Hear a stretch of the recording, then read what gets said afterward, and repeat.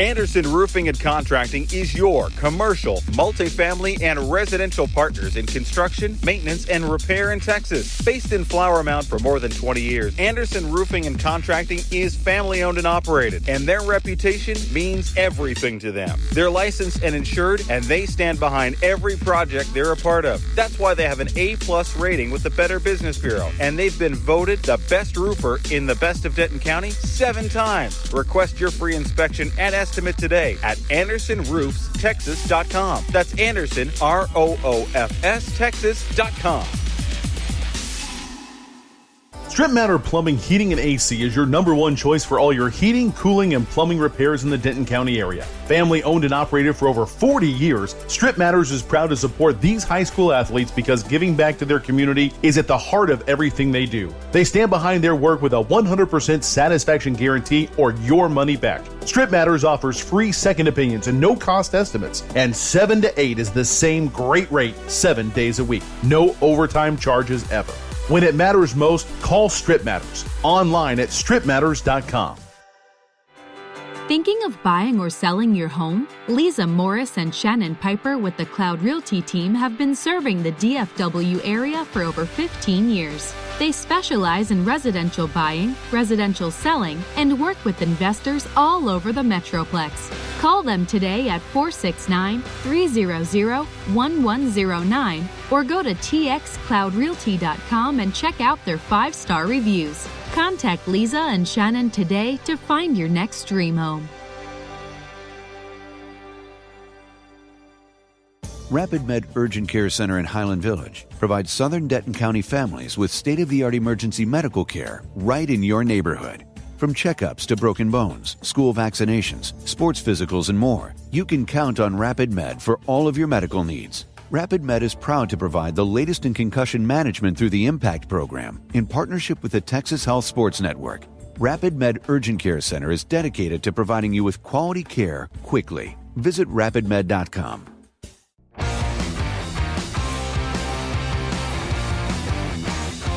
Thanks for tuning in to another segment of Jag Nation Radio with Coach Basil.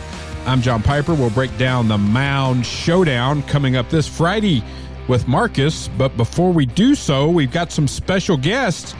Offensive lineman Nate Adams. How you doing, big fella? Good. How are you? Man, it's a great day. Beautiful weather, football weather, no doubt. Hey, it's a big week for the Jags and your offense. What have you been focused on to get ready for the game this week? We really just put a big focus on gelling and connecting, just growing our relationships and focusing on that. Now, you grew up in the Flower Mound area, correct? Yes, sir. Now, it's pretty normal to have a bunch of friends up the road at Marcus. Do you have quite a few friends up there that you either played middle school ball with or some youth sports? Yes, sir, I do. We grew up on just the opposing sides, and I'm ready to see them Friday night. Yeah, a lot of fun. That's what makes this matchup so special for so many years. Now, how many pancake blocks will you need to have to get the win on Friday night?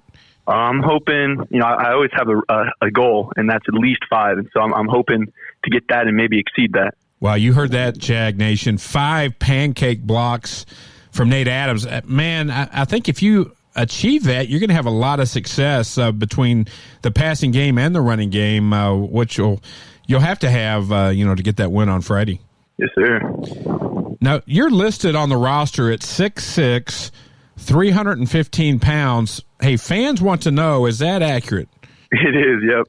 I'm around, 315, 320 if you really want to get into it. That depends on if you've had like the all-you-can-eat Chick-fil-A the day before. Yes, sir. Well, Nate, your quarterback, Nick Evers, he relies heavily on you for pass protection. What is it going to take against the Marcus D line to win that battle up front? I think something we've really done this week is we focused on not so much as technique, but just playing with excitement and cheering each other on and focus and encouraging. I think, having that going into the game is really going to help us. Well, hey, good luck Friday night. Thanks for your time. Thank you. Next up, the Minister of Defense, Stone Eby. How you doing, Stone? I'm doing good. How are you? Now, I know you're a young fella. Do you know who the Minister of Defense actually is? No, sir. Well, man, you'll have to Google that. Legendary defensive lineman for the Green Bay Packers and the Tennessee Volunteers, Reggie White. Man, okay. Yeah, he was a phenomenal player. And, man, you've had such a great season or a great couple seasons you put together. I just kind of refer to you as the Minister of Defense. And, we started doing this show last season. It seemed like your name kept coming up each and every week. You've worked hard to put yourself in a position to have tremendous success. Do you approach the Mound Showdown much differently than you do any other week? No, sir. Well, what I like to approach it, it's a big game just like every other game, and we just got to keep that same focus. And even though there is a little more meaning behind it with the community, we just got to keep that focus in with the whole team and play it just like every other game and come out flying around the football. You have a team leading 22 tackles thus far in this early season, 2.5 sacks, 6 tackles for losses. Your leadership's very important to the team. Marcus will be coming for you this week. Expect a lot of double teams to move you out. What kind of battle are you expecting, from the film you've seen so far this week? It's going to be a good game. It's going to be a hard-fought game, but we're ready for it. I've been ready for it every week with double teams and sometimes triple teams, and I'm ready for whatever they bring my way. We just got to keep our heads in the game and stay focused. You have some defensive leaders playing in the trenches with you, the likes of Colton Votney, Joey Lukash, Ryan McDavid, Landon Colby, David Hassett, Ty Overton, Ryan Brewbreaker, Sam Vibrel, Bentley Stry, and others. What will it take from the defensive unit? It's going to take all 11 of you to hold down that high-powered Marcus offense. Yes, sir. Everybody just got to work together, communicate, and just do our jobs.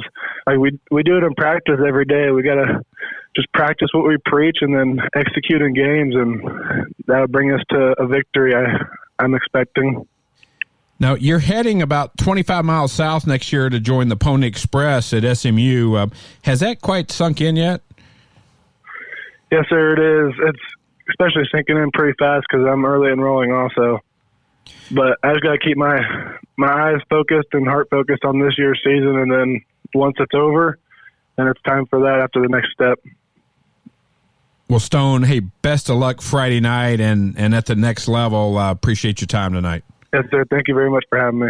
And now I'm pleased to be joined by head coach Brian Basil. Coach Basil, you have put your mark on this Jaguar program early in your first year, taking Marcus to double overtime. The series is 2-2 since you took the job. Do you try and plan for the schedule to be open the week prior to Marcus, or what does this game mean to you and the entire student body at Flower Mound?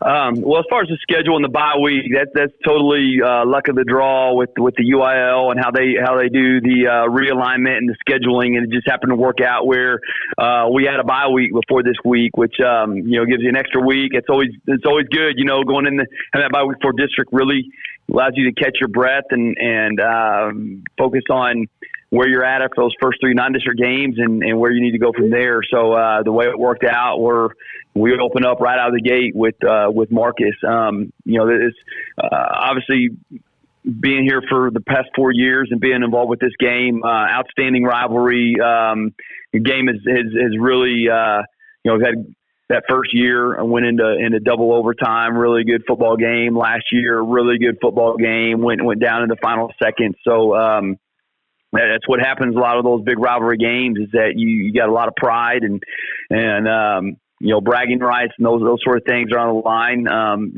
I think Stone mentioned it, but every game is a big game for us. When you have 10 games that are guaranteed, you work really hard for those few opportunities. So every game is we really try to approach it like. That's the most important game of our lives because it's the next one. And I know that sounds cliche, but this game is like that from that standpoint. Now we know from community standpoint, our school standpoint, there's a lot of build up to that game and a lot of passion and energy in that game with that rivalry. I've been involved with rivalry games just all my life from growing up and playing and coaching. I've always been fortunate to be involved in those big games where, the community is involved, the student body, the school. You got to, it's one of those games that is going to really stick with you for a full year. So, going into it, you really don't have to worry too much about focusing your players or anything like that because they're going to be locked in for it.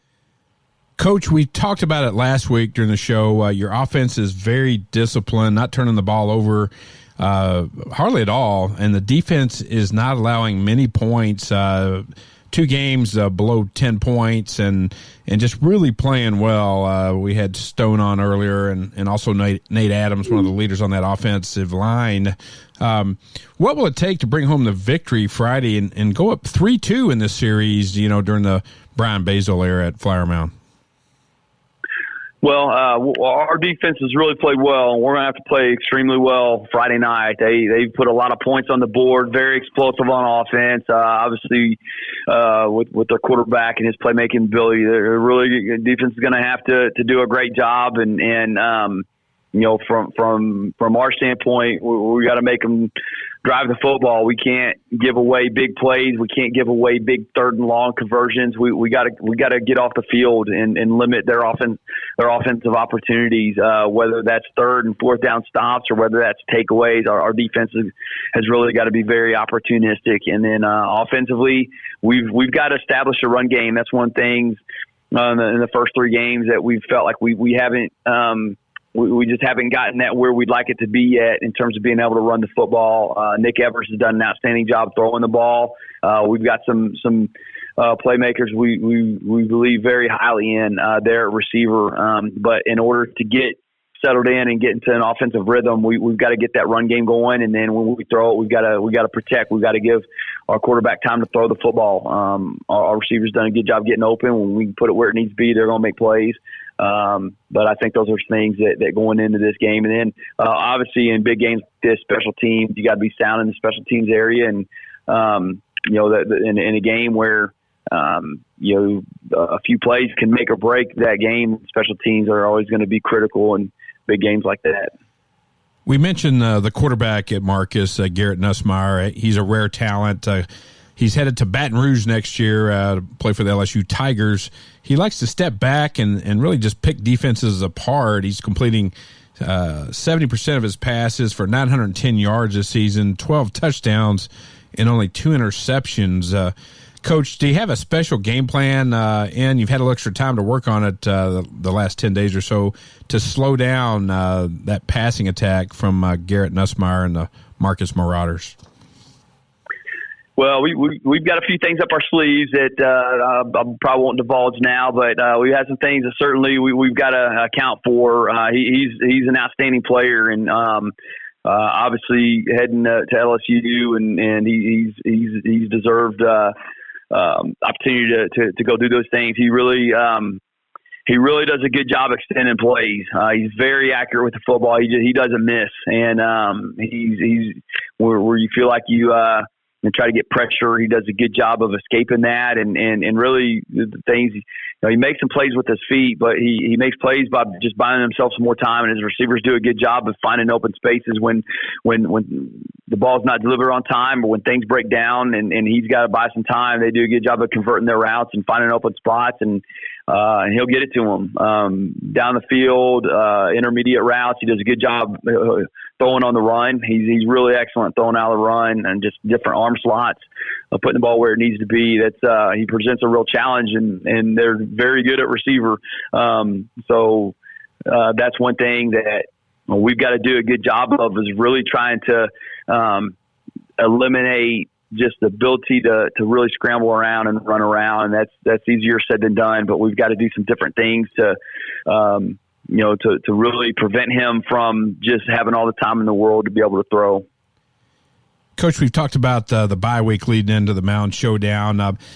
Did you prepare your team any differently or anything special this bye week that you haven't done in the past just to get ready for Marcus? Well, I think in the past, the biggest thing last week was we had JV and freshman games. Usually everybody is off during that bye week, but we decided to move JV and freshman games to last week because when we play Plano, they would have played those games on the night of Thanksgiving, and we want to be respectful of family time, and a lot of families would be in town that week, and we wanted to value that time. So we had those games on Thursday. So that affected our schedule a little bit to where we did practice Monday, Tuesday, Wednesday. We did have a little practice in padded practice on Friday. So that schedule was a little bit different. And I would say that we did spend a little more time focused on getting a game plan installed. A lot of times you're working on your technique oriented and your conditioning level. We still did that, but we probably did a little bit more preparation with our opponent than what we've typically done in the past. Friday night forecast calls for cool temperatures and a chance of rain. I think about 40% chance of rain. Does that give you an edge in the ballgame? Well, we've always felt like we played pretty well in those adverse conditions. It was like that last year. Just blustery evening, probably about 40-degree wind chill factor, missing rain off and on. So that would not be atypical of that game. This time of year, you can have a little bit of everything, but we haven't really had a lot of that weather to practice in. So I don't know how we would necessarily respond to it, but traditionally those kind of situations really seem to focus our guys, and I think with how we practice and how we prepare ourselves, we're really ready to play in any different situation, I think. And that's the biggest thing is our kids are very appreciative of the opportunity to play any year, especially this year with the COVID situation and games getting canceled. You never know. We're thankful for any opportunity we get to play in a big game like this. Really, the weather, the location, hot, cold, rain, it doesn't really matter. We're going to be ready to play. And I think that's the biggest thing is that just enjoying the moment, enjoying that opportunity gives you the advantage, whatever the conditions are. There'll be a max crowd Friday night at home. Tickets probably already sold out. Great atmosphere for Texas high school football. Good luck Friday night, Coach Basil, and go Jags. Thanks, John. Appreciate you having us on.